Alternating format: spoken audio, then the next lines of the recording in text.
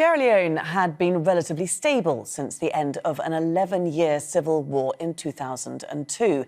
The UN estimates at least 70,000 people were killed and more than 2.6 million, or half of the population, displaced in one of the bloodiest conflicts in Africa. Today, the West African nation faces different problems. It ranks near the bottom of the Global Hunger Index and the UN's Human Development Index, a benchmark of prosperity.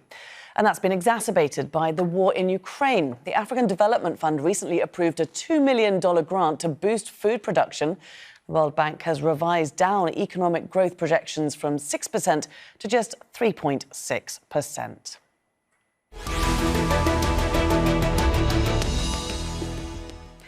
Well, let's bring in our guests today. And joining us via Skype from Abuja in Nigeria is Obigwe Egwegu. He's a policy analyst at the consultancy Development Reimagined.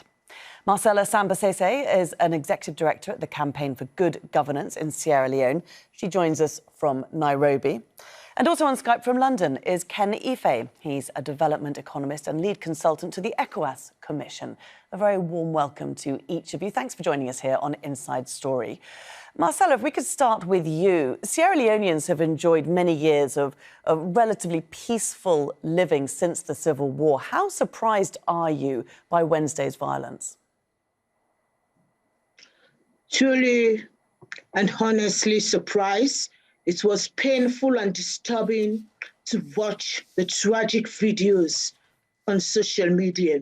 But I must say, and I must say to the entire world, that is not Sierra Leone, because we all have agreed that never again will we settle our scores through violence. We have agreed through the Truth and Reconciliation mechanism.